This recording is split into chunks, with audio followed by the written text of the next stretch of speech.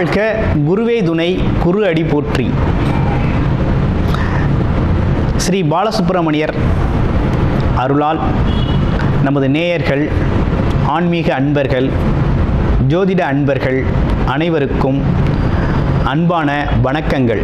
நான் உங்கள் வாழ்க வளமுடன் ஜோதிடர் ஸ்ரீ குரு சுந்தர வடிவேல். இப்போ பார்த்தீங்கன்னா வருகின்ற புத்தாண்டு பலன், ஆங்கில புத்தாண்டு பலன் மேச ராசிக்கு எப்படி இருக்க போகுது, என்னென்ன விதமான சிறப்புகள் இருக்குது, என்னென்ன விஷயங்கள் நடக்கும், எது சார்ந்து அதிகமாக ஈடுபடணும் அப்படிங்கிறதை பற்றியும் முழுமையாக தெளிவாக ஆண்டு பலன் வருடக்கோள்களை வச்சு முழுமையாக நம்ம சொல்ல போகிறோம். அது மட்டும் இல்லாமல் இப்போ என்ன நடக்குது, என்னென்ன விதமான கிரக பயிற்சிகள் இந்த வருடத்தில் இருக்குது அப்படின்னு பார்த்தோம்னா, இந்த 2024 பார்த்தீங்கன்னாக்க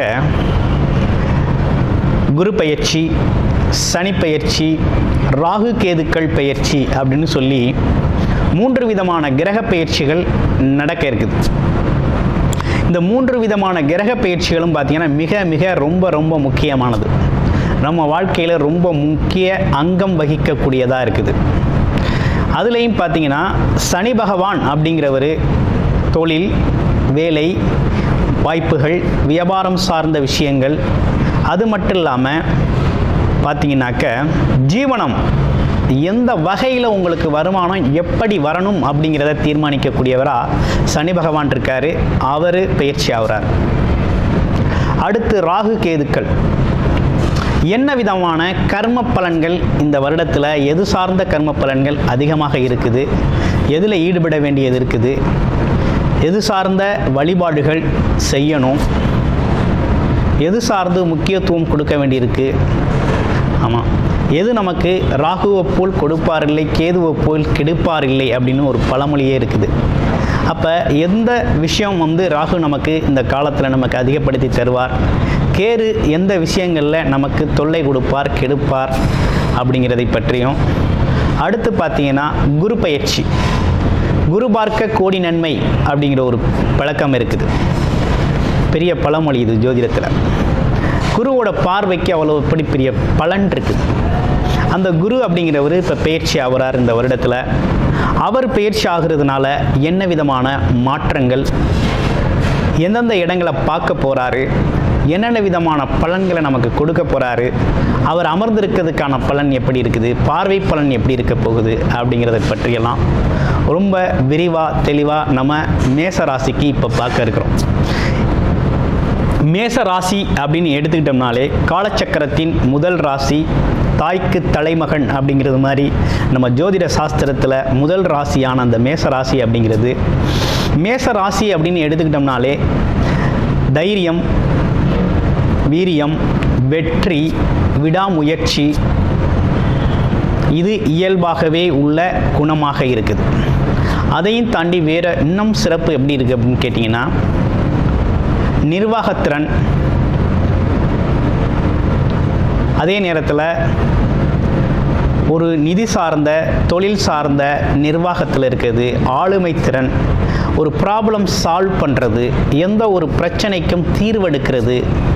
ஆமாம், எந்த ஒரு விஷயத்தையும் தொடர் முயற்சி எடுக்கிறது, ஒரு தீர்வுக்காக வெயிட் பண்ணுறது அப்படிங்கிற ஒரு விஷயம்லாம் மேசராசிக்கு ரொம்ப முக்கியத்துவம் வாய்ந்ததாக இருக்குது. முழுக்க நிர்வாகத்திறன் சார்ந்தது. அது மட்டும் இல்லாமல் சுய ஒழுக்கம், கட்டுப்பாடு, இப்படிப்பட்ட விஷயங்கள், குணங்கள்லாம் மேசராசிக்குனே உண்டான ஒரு சிறப்புகள்.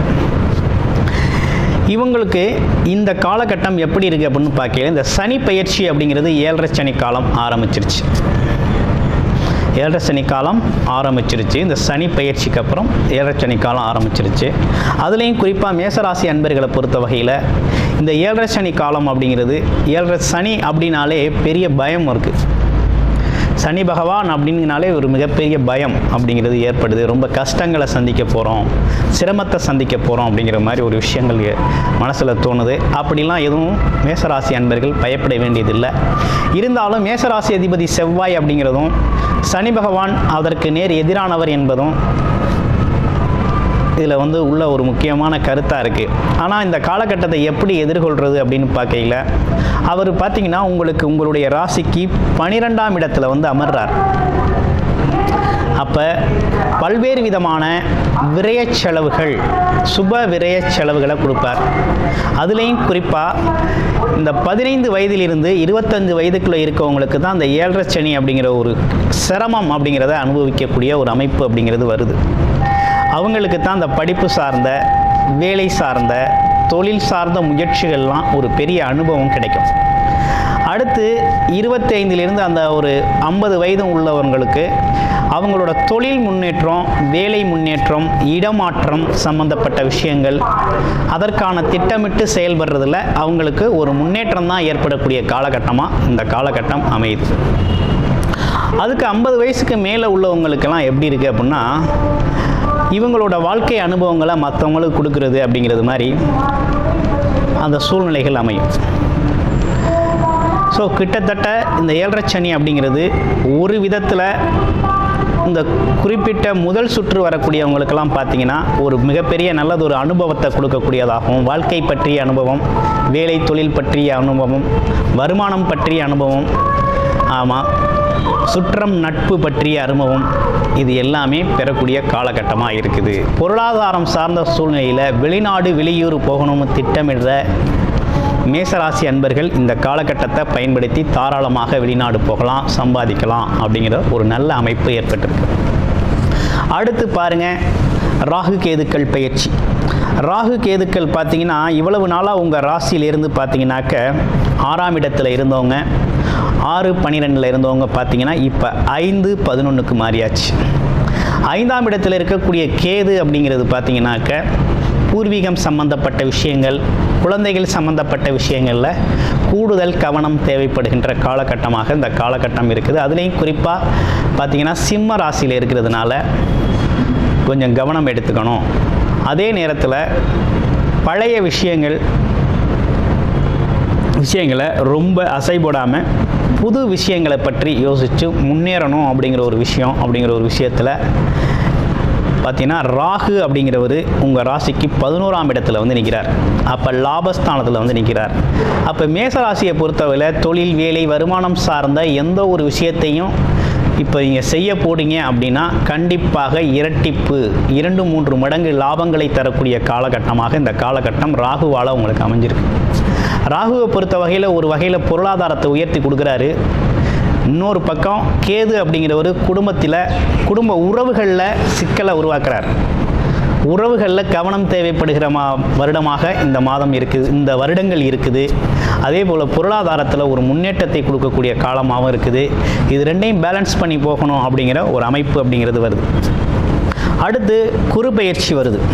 இந்த குரு பயிற்சி அப்படிங்கிறது உங்களுக்கு எந்த அளவுக்கு சாதகமாக இருக்குது அப்படின்னு பார்த்தோம்னா, குரு உங்களுடைய ராசியிலேருந்து 3ஆம் இடத்துக்கு பயிற்சியாகி நிற்கிறாரு. அவரோட பார்வை அப்படிங்கிறது பார்த்தீங்கன்னா உங்களுக்கு 7ஆம் இடத்தை பார்க்குறாரு. நேரடியாக 5ஆம் பார்வையாக 7ஆம் இடத்தை பார்க்குறாரு. அது மட்டும் இல்லாமல் உங்களுடைய ராசியிலிருந்து பாக்கியஸ்தானம்னு சொல்லக்கூடிய பார்த்தீங்கன்னா 9ஆம் இடத்தை பார்க்குறாரு.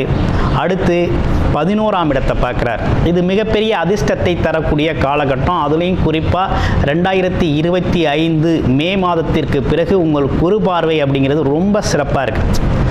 7ஆம் இடம் அப்படிங்கிறது திருமணம் சம்பந்தப்பட்ட விஷயங்கள், கூட்டுத் தொழில் சம்பந்தப்பட்ட விஷயங்கள், மீடியா தொழில்களில் இருக்கிறவங்க, ஆமாம், சேனல், இந்த மாதிரி யூடியூப் சேனல், ஃபேஸ்புக், இந்த மாதிரி மீடியாவில் இருக்கிறவங்க எல்லாருக்குமே பார்த்தீங்கன்னா ரொம்ப சிறப்பான ஒரு காலகட்டமாக அமையுது.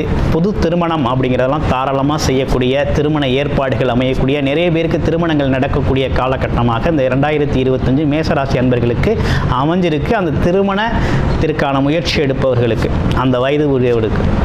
அடுத்து புது தொழில் தொடங்கணும், ஜாயிண்ட் பிஸ்னஸ் தொடங்கணும், இன்வெஸ்ட்மெண்ட் பண்ணணும் அப்படிங்கிறதெல்லாம் தாராளமாக பண்ணிக்க முடியும். அடுத்து 9ஆம் இடத்தை பாக்கியஸ்தானத்தை பார்க்குறாரு. அப்பா வகையில் இருந்து வந்த உறவுகள், அதே போல் வழிபாடுகள், வழிபாட்டு தலங்கள், இது மாதிரி விஷயங்களுக்கெல்லாம் ரொம்ப நல்லா இருக்குது. வெளிநாடு, வெளியூர் படிக்க போகணும், வேலைக்காக போகணும்னா இந்த காலகட்டம் ரொம்ப சிறப்பான காலகட்டமாக குருபார்வை அமைஞ்சிருக்கு. அடுத்து 11ஆம் இடம் லாபஸ்தானம், எண்ணிய எண்ணங்கள் நீரிடக்கூடிய ஒரு அமைப்பு அப்படிங்கிறது உருவாகுது. இதுவரை திட்டமிட்டு கடந்த காலங்களில் நடக்காத விஷயங்கள், பிளான் பண்ணது உங்கள் வாழ்க்கையில், உங்கள் தொழிலில், உங்கள் முன்னேற்றத்தில் நடக்காத சில விஷயங்களை நடத்தி காட்டும் அளவுக்கு ராகு பகவான் 11ல் இருக்கிறதும் குரு பார்வை அங்கே விழுகிறதும் பார்த்தீங்கன்னா ரொம்ப சிறப்பாக இருக்குது. அப்போது உயர்ந்த அந்தஸ்து, கௌரவம், அந்தஸ்து, பொருளாதாரம் அப்படிங்கிற விஷயத்தில் மிகப்பெரிய லெவலில் முன்னேற போகிறீங்க. மங்கள நிகழ்ச்சிகள் வீட்டில் நடக்க போகுது. ஆமாம், பொருளாதாரத்தில் ஒரு கட்டத்திலேருந்து அடுத்த கட்டத்துக்கு முன்னேறக்கூடிய ஒரு அற்புதமான வருடமாக மேசராசிக்கு இந்த 2025 அப்படிங்கிறது அமைஞ்சிருக்குது.